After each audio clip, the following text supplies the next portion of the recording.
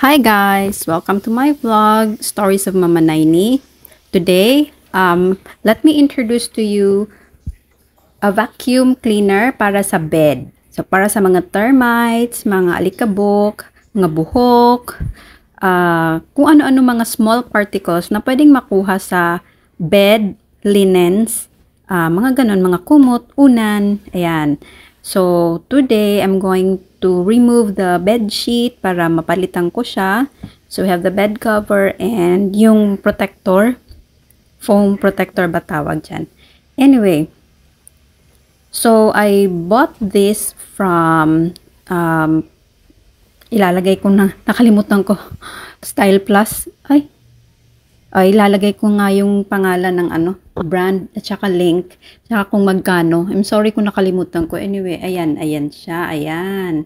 Simplus pala siya, Simplus. Ayan. So, I bought this together with the vacuum cleaner na para sa floor. And ito din for the bed kasi si baby ay merong allergic rhinitis. So, from almost daily ko siyang vina-vacuum ang bed, pillows, and also the linens to make sure na yung allergy is not coming from the bed. And if so, we have to change bed sheet almost weekly. And also, vacuum din ng floor and palit ng curtains to make sure na it's not the surrounding that's causing his allergy. Aside from taking medicine that was recommended by the doctor. So anyway, ayan. Binuksan ko na yung vacuum for the bed. Ayan. Hindi siya lightweight, pero hindi rin siya masyadong mabigat. Okay lang siya. Kayang-kaya siyang bitbitin ng 3-year-old din. Medyo small lang yung parang vacuum. Hindi siya same sa vacuum ng floor na parang malakas yung paghigop ng dumi. Kasi siya, maliit lang yung butas niya. Siyempre, sa bed mo lang din naman gagamitin. Anyway, napakasimple lang.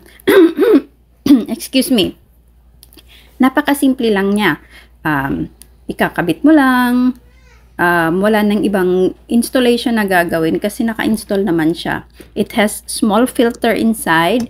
And by the way, sa loob ng box, meron din siyang small na brush to clean the filter when you're done. Pero for me, parang hindi ko pa nalinisan kasi wala naman masyadong duming nakuha from the vacuum.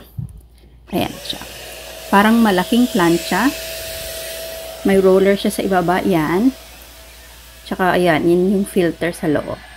Di rin siya masyadong maingay. And parang magsa-stop siya kapag ka nag-plug yung, kunyari, yung linen, tas nahigop yung linen talaga. Yan. Magsa-stop siya. So, hindi siya wireless. Hindi siya cordless. Pero, it's okay. Malapit lang naman yung saksaka namin. And so, there, my son is watching me how to do it. And, he's been helping me also clean the bed kasi alam niyang it's for him. So, please continue to watch. Yan. Habang wala pang linen, nilinis ko na. And later on, ililinis ko na naman siya even with the linen. So, my son there is asking me if he could do it. So, ako muna and then him. Of course, to help him learn.